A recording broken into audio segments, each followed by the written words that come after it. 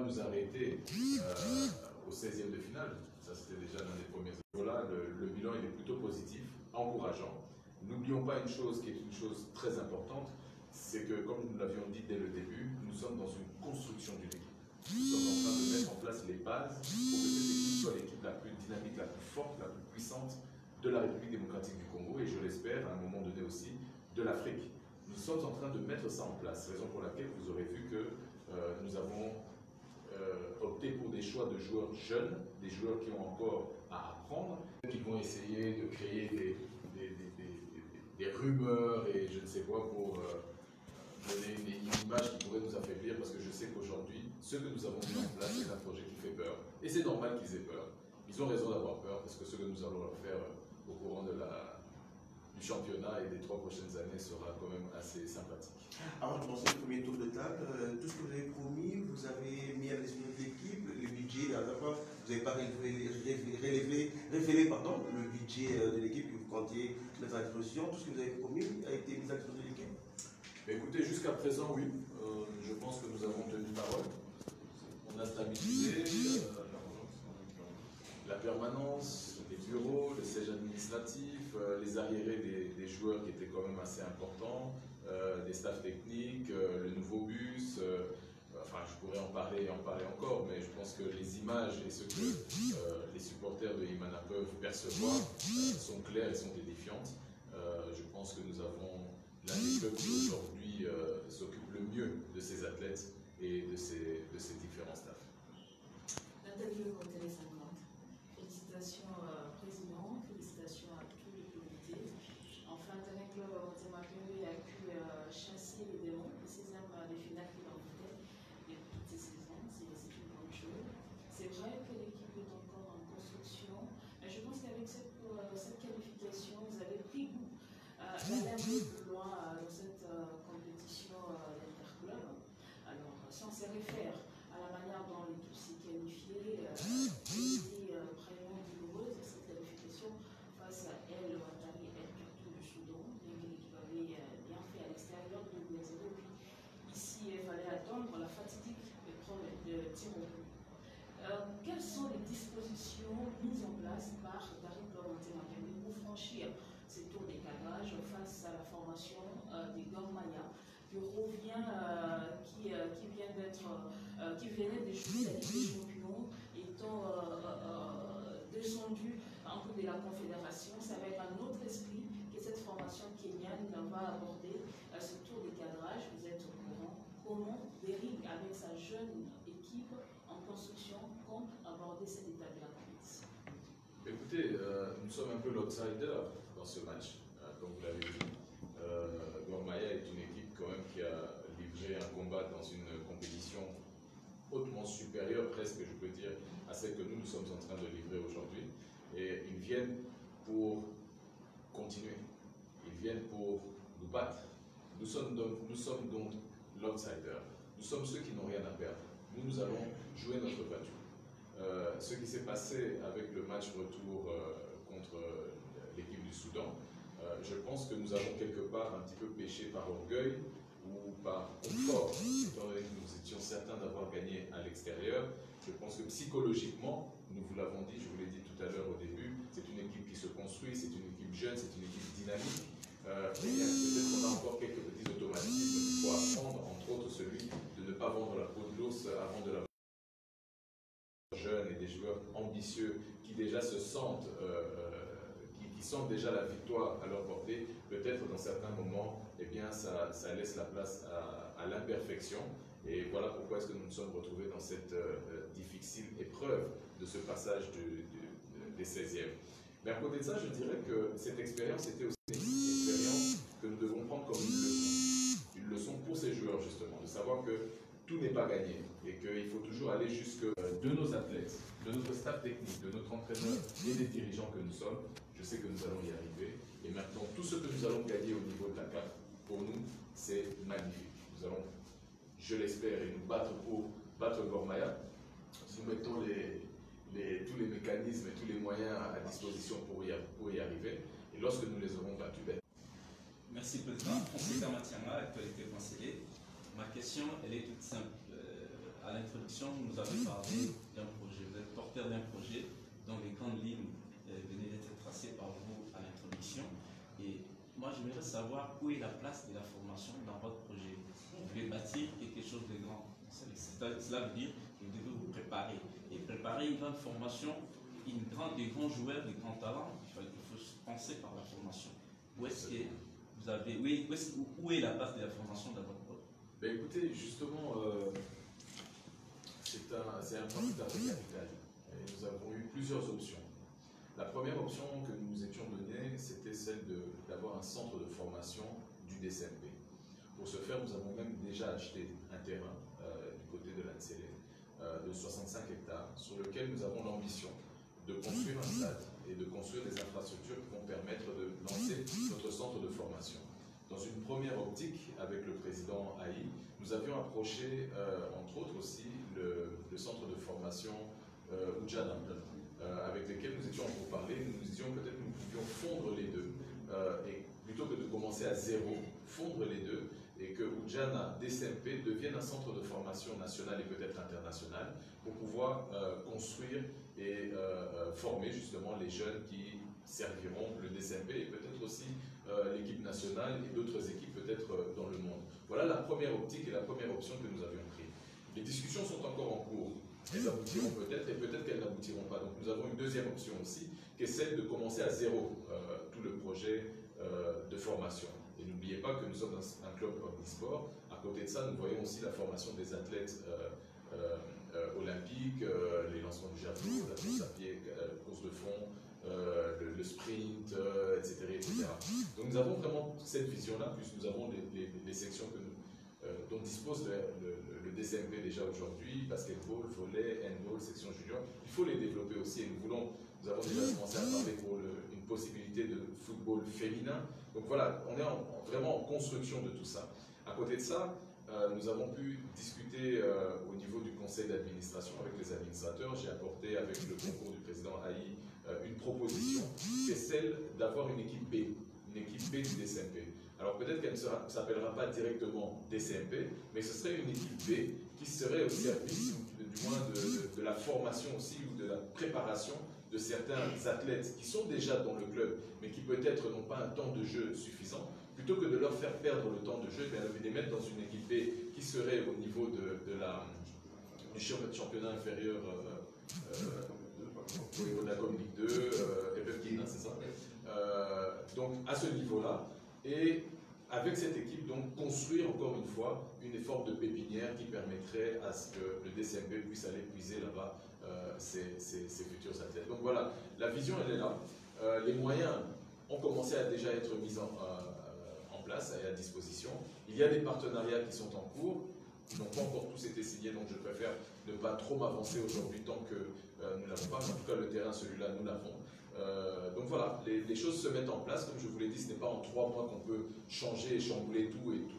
On n'est pas là pour être pressé, on veut construire sur du solide, donc on fait les choses étape par étape et je pense qu'elles seront profitables au décès. Merci Président, moi c'est G. Luis Coupa pour sur cette point CD. Et vous nous avez parlé depuis le début, je sens que vous parlez d'un projet, c'est-à-dire le DCMP travaille sur un projet à long terme. Et vous avez parlé de la formation, vous avez parlé de tout, ça veut dire vraiment que DCMP doit attendre, les supporters doivent attendre vraiment qu'il y ait vraiment quelque chose de solide pour pouvoir espérer quelque chose. Mais lorsqu'on voit également cette équipe de DCMP, ce n'est pas rien, c'est un grand club ici au Congo. Et la dernière fois que DCMP a remporté les titres nationaux à l'INAFOOT, c'est en 2008. Et jusqu'à aujourd'hui, ça fait plus de 10 ans. Les supporters, ils sont impatients de voir aujourd'hui DCMP remporter ces titres longtemps recherchés, longtemps vraiment attendus. Et là, quel est le projet à court terme que vous mettez en place pour pouvoir déjà, peut-être si pas cette année ou l'année prochaine, remporter ces titres nationaux? Je vais laisser aussi la parole au président Haï, qui est en charge de la section football, et qui au niveau de la Ligue Vodacom, je pense, a déjà prouvé à suffisance que d'abord nous construisons, c'est vrai, mais les objectifs ne sont pas les moindres. Je pense que je vais lui laisser prendre la parole et continuer, mais je vous garantis qu'on n'est pas là pour faire de la figuration. Merci beaucoup, Président, pour la parole. Je crois que pour répondre à cette question, je je dois vous rappeler que c'est depuis le 6 juillet que nous sommes arrivés au niveau du comité, au niveau de la société, au niveau du club. Ce que vous devez retenir qu'en 3 mois, en 100 jours, ce que nous avons abattu comme travail, c'est d'un challenge historique. Dans la ville de Bénin, vous pouvez fouiller dans les palmarès. En 3 mois, nous avons fait 2 victoires à l'extérieur. Ça n'est pas peu de choses. Nous avons joué contre les Camerounais de Renard et puis El Ouattani que nous avons battu à l'extérieur pour également ici les éliminer au tir au but.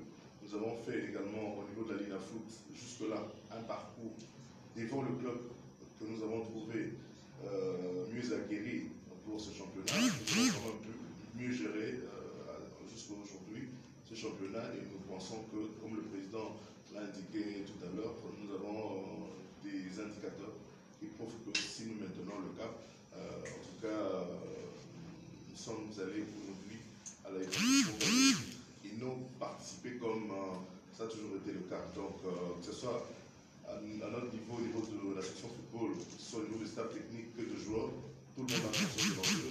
Cette fois-ci, cette année, cette saison, le Daring va pour gagner le titre de la foot et nous allons nous donner les moyens au fur et à mesure que nous avons. C'est que vous devez savoir, notre championnat, sur le plan africain, si ce n'est pas le 2e, c'est le 3e. Donc nos équipes, que ce soit ceux qui participent dans les compétitions africaines, démontrent la qualité du football congolais. Donc vous devez savoir que notre championnat n'est pas aussi facile et le Daring n'est pas un moindre club. C'est-à-dire que si nous allons pour gagner, nous allons donner les moyens et vous verrez au fur et à mesure comment nous allons gérer le championnat, comme nous disons, Daring Uni est imbattable.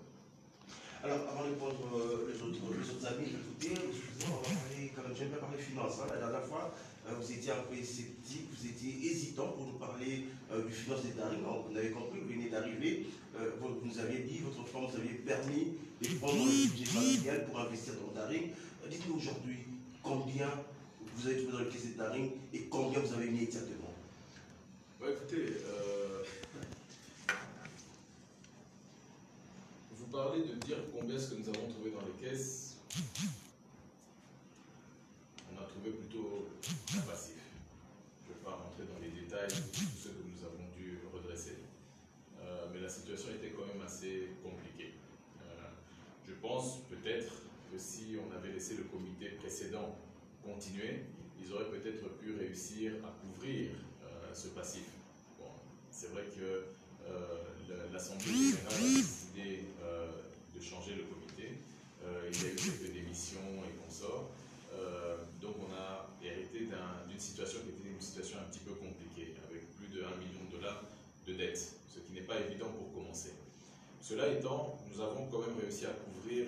Je ne pense pas que c'est le moment de s'étendre là-dessus, mais nous avons mis à disposition du club d'autres moyens. Des moyens, c'est vrai, qui viennent des individus que nous sommes, et peut-être aussi, ci et là, de certaines contributions d'une manière valable et engagée. Mais je pense que ce sont plutôt les actes qui doivent vous prouver ce qui est en train d'être fait. Regardez la situation au Cameroun, alors qu'il y avait des problèmes au niveau des avions, nous avons pu trouver la solution pour affréter un avion. Je pense que rien que ça, juste pour donner un exemple, je n'aime pas beaucoup parler de chiffres, mais pour vous donner un exemple, rien que l'affrètement de cet avion nous a coûté plus de 130 000 dollars. Donc aujourd'hui, nous mettons à la disposition du club tous les moyens nécessaires pour qu'il soit au niveau et surtout que les athlètes, le staff technique et l'administration ne puissent pas se poser de questions d'ordre, je dirais, purement social et financier. De ce côté-là, nous pallions à tout ça. Maintenant, vient à côté tout ce qui est psychologique, engagement, talent, détermination, sérieux dans le travail et consorts.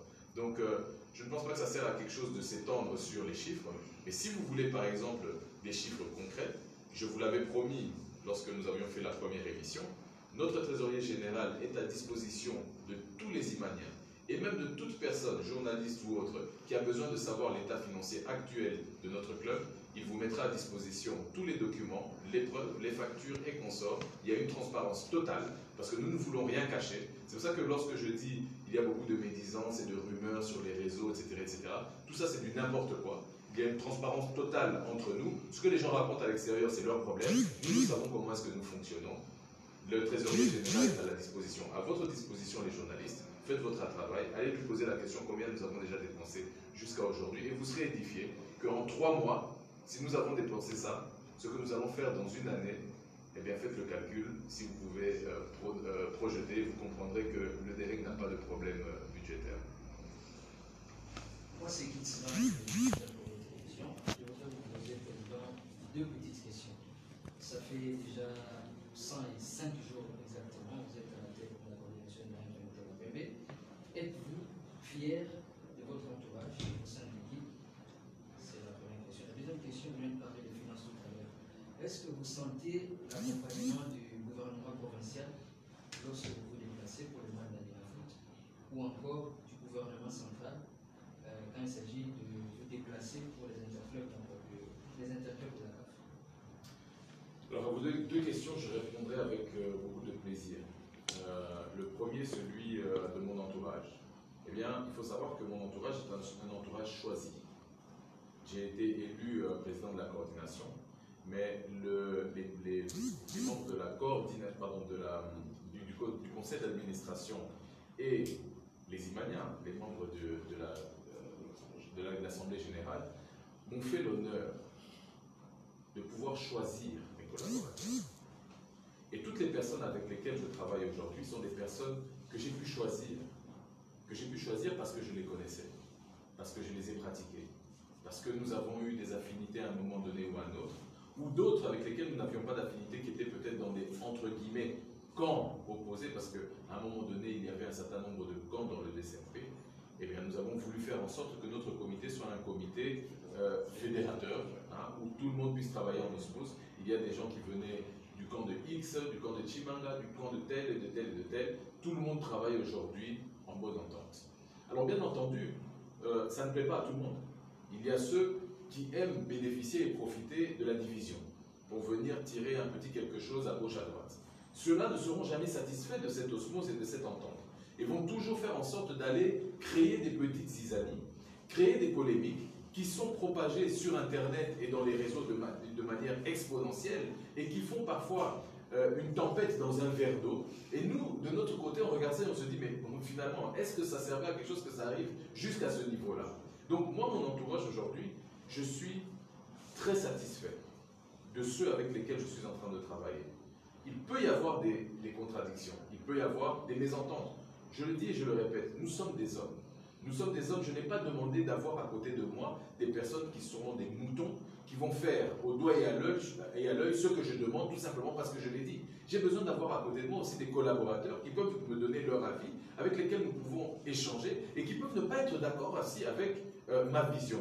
Et nous la partageons. Et parfois, il y a des montées de ton, c'est normal, parce que nous ne sommes pas ici entre moutons qui vont faire tout simplement et avoir des bénis oui-oui à côté. Ça ne permettra pas. Vous savez, on dit, il y a un adage qui dit du choc des idées jaillit la lumière. Eh bien, c'est la même chose dans le cas d'un club comme ça. S'il n'y a qu'une seule vérité, celle du président, finalement, à quoi est-ce que ça sert d'avoir un comité? Finalement, ça ne sert à rien. Alors, ayons simplement des employés et qu'ils fassent tout simplement ce qu'on dit et puis ça s'arrête là. Ce n'est pas le cas au DCMP. Nous avons un comité responsable, nous avons un conseil d'administration qui participe, qui nous donne des avis, qui nous donne des orientations, qui nous permet aussi parfois de venir apaiser certaines divergences que nous pouvons avoir pour trouver finalement la solution adéquate pour le club. Je ne prétends pas avoir la seule et unique vérité en mon sein. Donc au final, je le dis et je le répète, à votre question, je réponds, je suis très fier de mon entourage, je suis très fier de mes collaborateurs, je suis très fier de ce que nous donnons.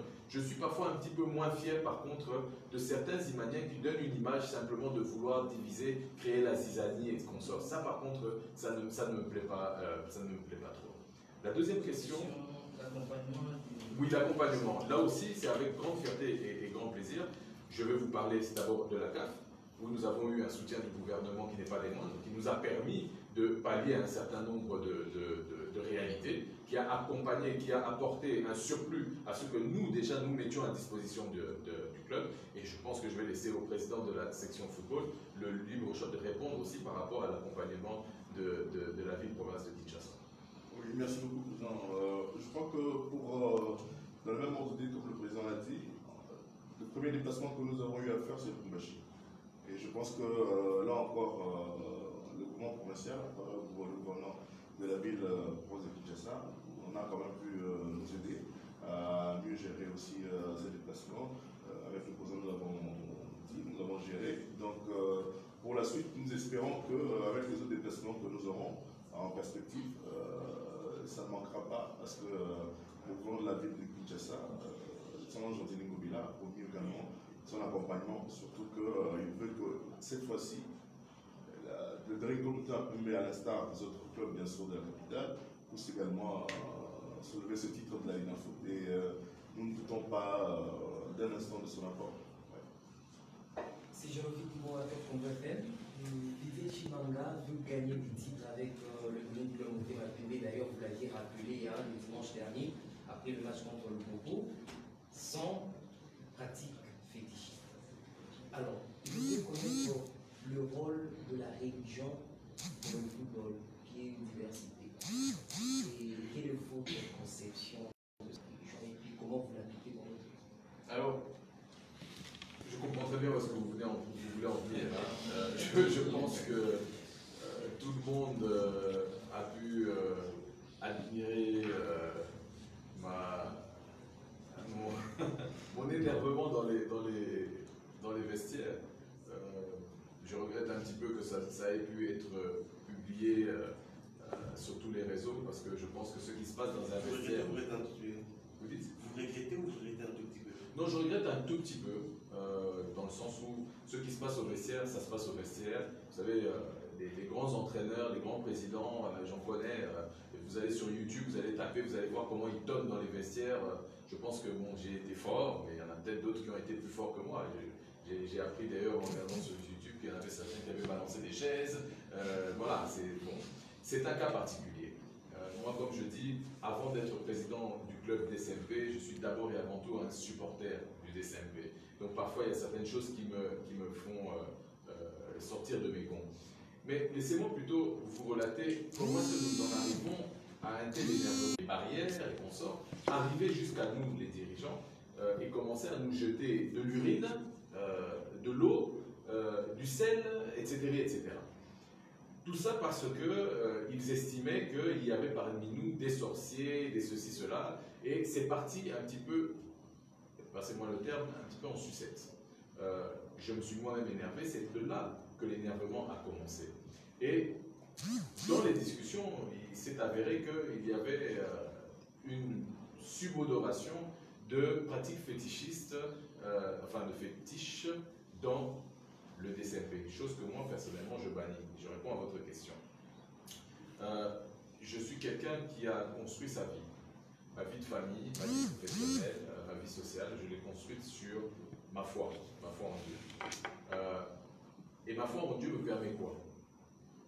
De développer, si j'ai des talents, grâce au Seigneur, de les développer. D'avoir la conviction que lorsque je mets au service de mes ambitions mon travail, eh bien que mon travail finalement terminera par payer. Que lorsque je mets le sérieux, la réflexion et la concentration dans ce que j'entreprends, eh bien que ça me permet d'avoir la réussite.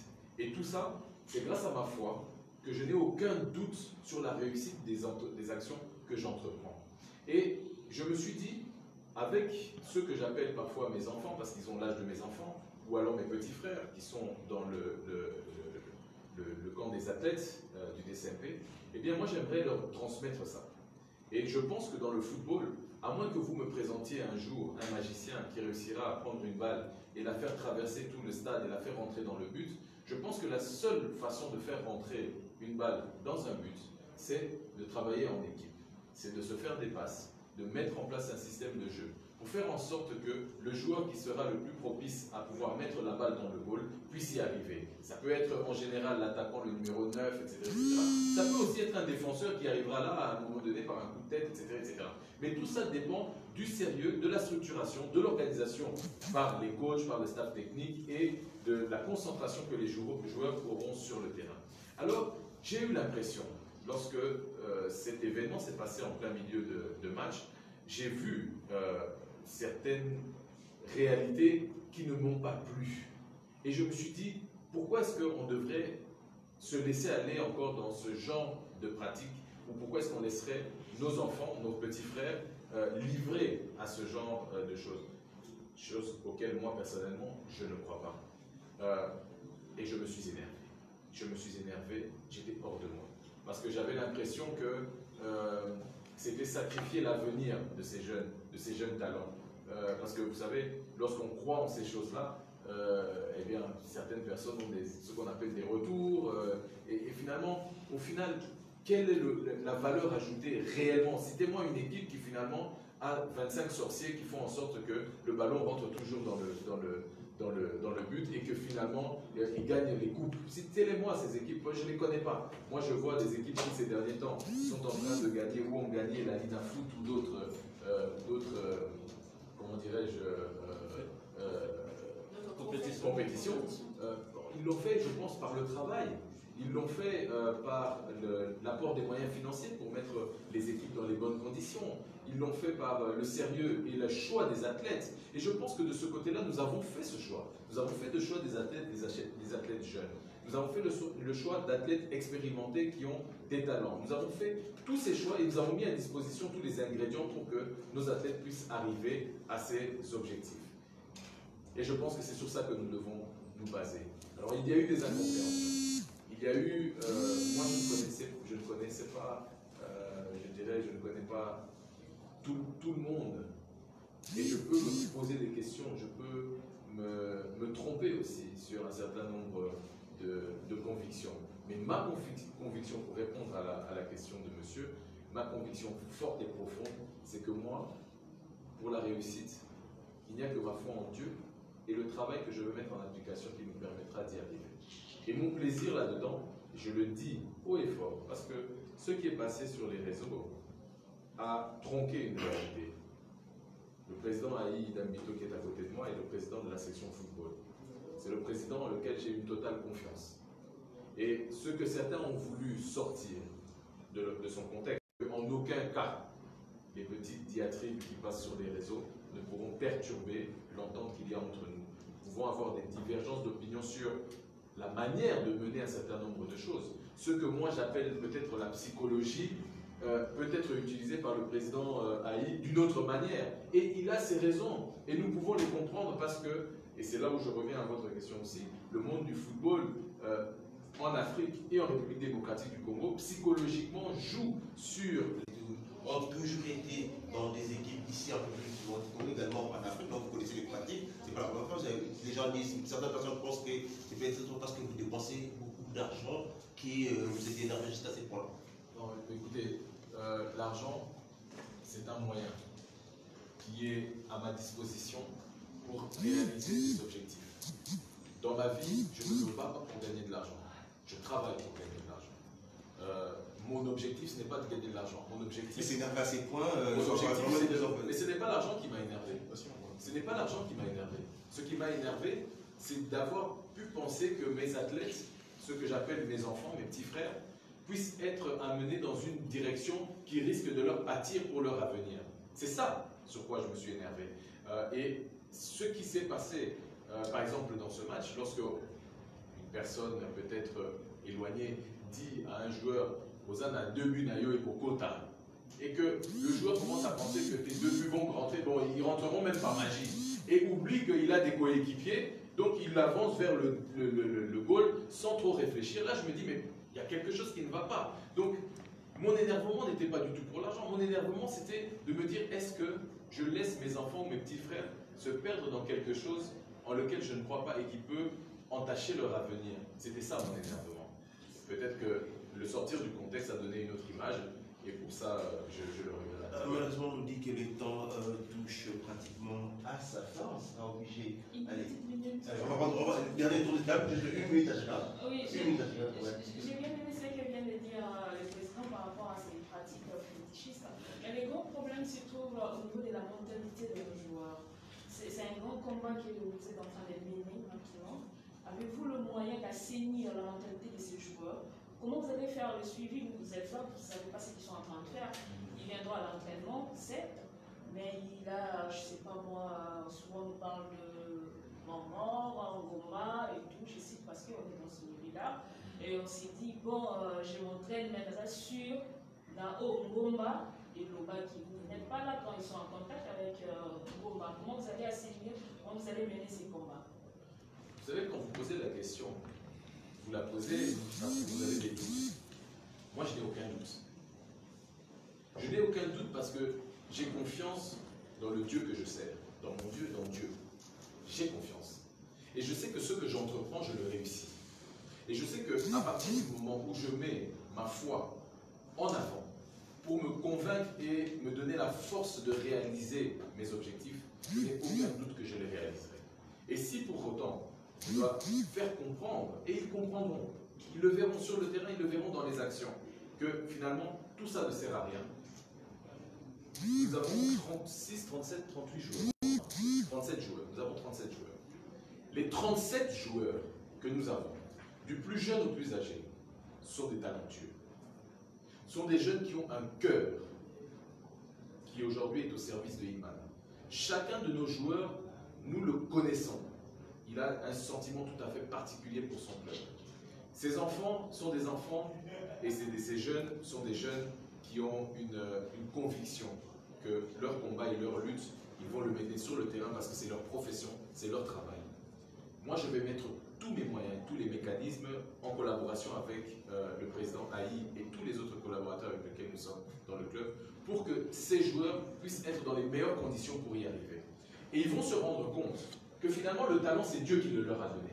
Que c'est grâce au Seigneur qu'ils ont cette force et cette possibilité de faire des choses inimaginables que d'autres n'auraient pas fait à leur place. Vous savez, lorsque nous avons commencé le championnat, les gens ne nous donnaient pas beaucoup d'espoir parce qu'ils disaient, vous avez récupéré des anciens joueurs, vous n'avez pas encore fait toute la sélection. Nous avions fait une sélection, mais tous les joueurs n'étaient pas prêts pour jouer. Donc nous avons commencé la CAF avec une équipe qui n'était pas notre équipe A, c'était même presque notre équipe B, avec des joueurs qui finalement étaient destinés peut-être à être remplacés à un moment donné. Mais vous avez vu les exploits qu'ils ont faits. On doit reprocher d'aller faire un matin au stage. Voilà.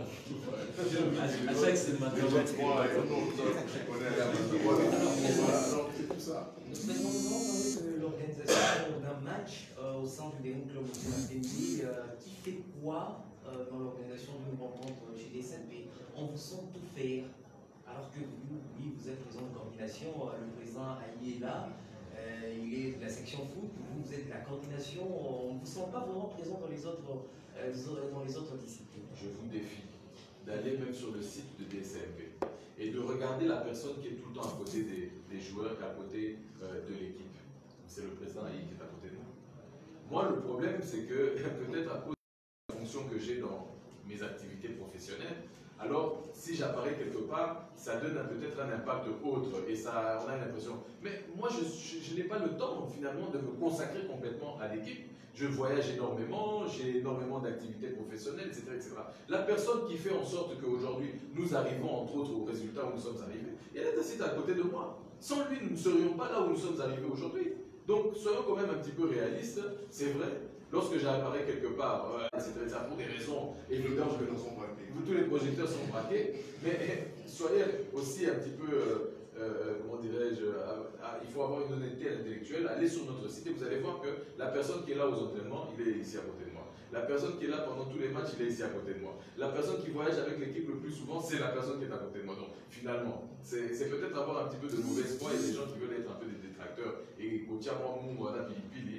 qui mettent ça sur les réseaux pour essayer de créer la design. Et aussi mater. Allez, on va terminer notre émission. Ce que nous prenons en cours, je comprends le président Haï, c'est le président Idamito Haï, c'est son nom, et non le président intérimaire. Moi, je vais porter confusion. Haï, voilà, le président Haï. On va terminer, messieurs les présidents, je dis comme ça au pluriel, là, pour le président de coordination, pour la section football, monsieur Didier, aujourd'hui, Darim doit être fier. Hein. Vous êtes conseiller spécial du chef de l'État, Jacqueline Gobila, gouverneur de la ville de Kinshasa, Amos Mbayo, ministre de Sport. Darim a tout pour réussir.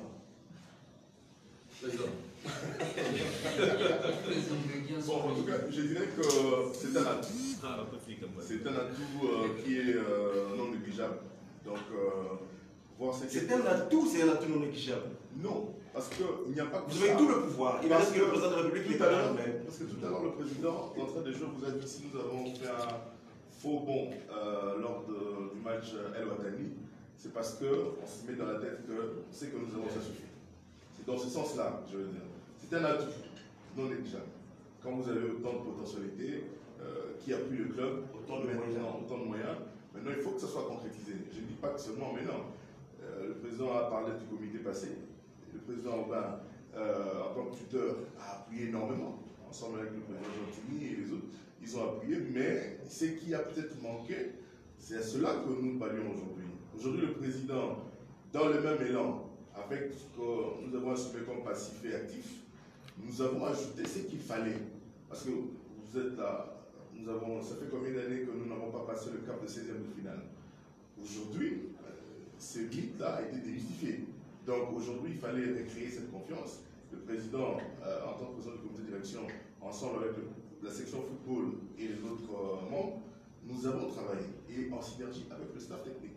Parce qu'on ne peut pas arriver à ce travail-là s'il n'y a pas une synergie de la section football, du staff technique et le comité.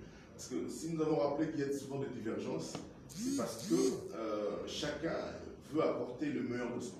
Et souvent, ça ne rencontre pas les idées de tel, mais au moins, jusqu'à preuve du contraire, 3 mois durant, nous avons fait ce que nous avons fait. C'est parce qu'il y a eu des hommes qui ont travaillé, les moyens sont venus, mais il y a eu des gens qui ont réfléchi, le staff technique, les joueurs sont donnés et tout. Pour le reste, bon, je dirais que c'est du domaine du moral. Le président a rappelé tout à l'heure que c'est une question de foi. Nous, en tant que dirigeants, nous avons un club où vous avez des musulmans, vous avez des chrétiens, vous avez des kimandistes. L'essentiel, c'est de mettre tout le monde à l'aise. Nous croyons en Dieu, mais il faut essayer de mettre tous les athlètes à l'aise. C'est qu'un musulman appelle fétiche, peut-être que chez un chrétien, c'est autre chose. Donc, mais tout ça, il faut le mettre en équation. Que le joueur soit moralement calme et qu'il se mette au travail. Le reste, suit. Voilà. Merci beaucoup, même si la question n'a pas été tellement... vous me laissez là, Monsieur le Président, on va terminer. Quelle question vous avez laissé sur votre... J'ai dit que le Darim Club Motema Pélé a aujourd'hui, la mayonnaise, elle est complète. Jacqueline Gobila à la fête de la ville de Kinshasa. Amos Mbayo qui était ministre de Sport. Didier Djimala, conseiller spécial de Félix Tshisekedi. Vous avez rien à envier, vous devez tout est parfait. Je vais juste rajouter un tout petit peu à ce que le président Aïe a dit, et très justement. Tout ça, ce sont peut-être des ingrédients. Mais vous savez, si vous ne savez pas préparer, vous en avez le beau côté. Voilà. Donc, c'est ça le plus important. On peut avoir tout ce qu'on veut. L'essentiel, c'est d'avoir la volonté, le sérieux et de faire en sorte que les joueurs, le staff technique, et là, je tiens à tirer mon chapeau, sur tous nos coachs, je précise bien sur tous nos coachs, le coach Ngata et tous ses assistants. Ils sont en train de faire un travail exceptionnel.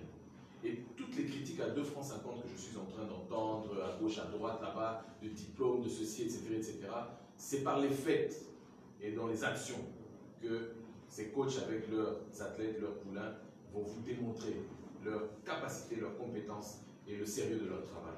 Pour tout le reste là, en tout cas moi je n'écoute rien, je regarde les résultats, le travail, et pour le moment je suis très fier, je réponds encore à votre question, très fier de la section football, je suis très fier du DCMP, de tous nos collaborateurs avec lesquels nous évoluons, et tout particulièrement de nos athlètes et de notre staff technique. Un message de tout à tous les supporters en Lingala.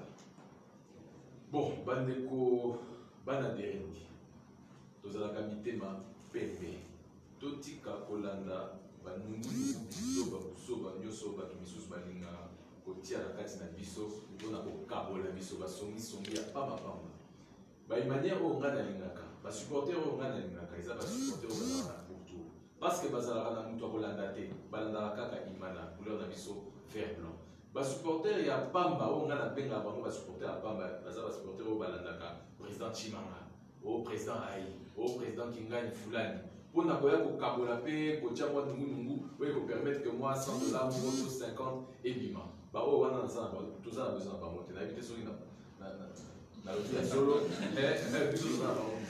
Allez, monsieur, merci d'avoir suivi. Non, c'est bon. Nous sommes dans besoin de supporter, on va se mettre un drapeau naïe, on va se mettre un écharpe naïe, avec soutenir l'équipe de la première minute, à la 90e minute.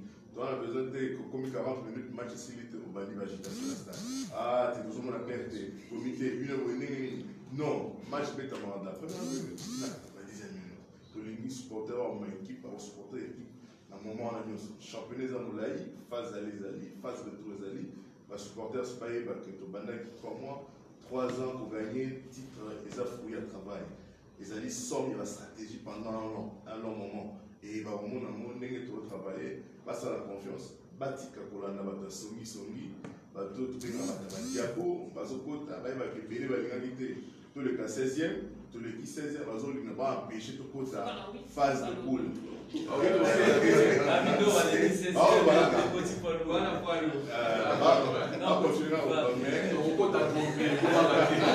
Allez, merci monsieur le président. Au nom de tous les confrères qui étaient avec moi sur ce plateau, actualité.cd, 7 sur 7, Digital Congo, Télé 50 et Top Congo FM. Je vous dis merci. On se retrouve dans 3 mois pour notre évaluation. Merci et bonsoir.